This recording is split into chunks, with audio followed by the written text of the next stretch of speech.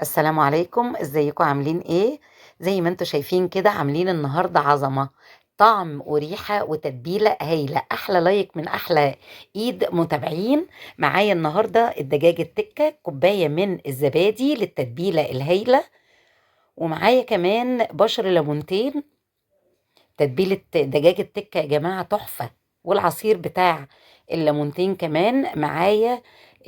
معلقه كبيره من الصلصه، نص معلقه من الفلفل المطحون، وتلت كوبايه من الزيت. لو زيت زيتون هيبقى جميل، لو زيت عادي ماشي. معايا معلقه ونص من الملح، ومعلقه من كل التوابل دي: فلفل اسمر، كزبره ناشفه، كمون، بابريكا مدخنه او بابريكا عاديه، مرق الدجاج بودر. معايا برضو بودر نعناع ناشف، ومعايا كركم وتوابل فراخ وصويا صوص.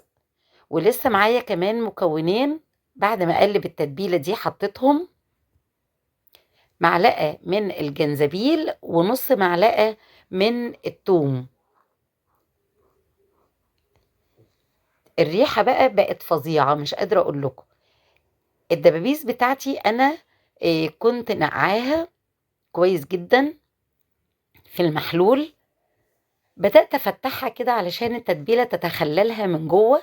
ممكن تعمليها بوراك كاملة، ممكن تعمليها بصدور، ممكن تعمليها بفرخة كاملة.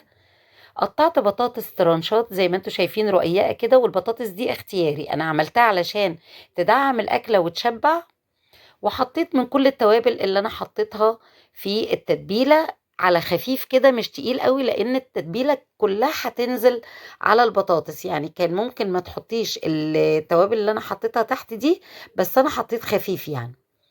رصيتها بقى وحطيت عليها التتبيلة كلها كده، ريحة وطعم يا جماعة مش قادرة أقول لكم. حطيتها في الفرن وغطيتها استوت بورقة فويل كده أول ربع ساعة بس. بعد كده شلتها بقى وسبتها احمرت وخدت اللون الجميل ده، وجوسي جوه جدا من جوه. عملت معاها رز بسمتي، ممكن تعملي رز بشعرية كمان عشان معاها البطاطس. تتبيلتها كانت هايلة جدا. حاولي تعملي التتبيلة دي من بالليل أو من الصبح وتسويها كمان ساعتين ثلاثة.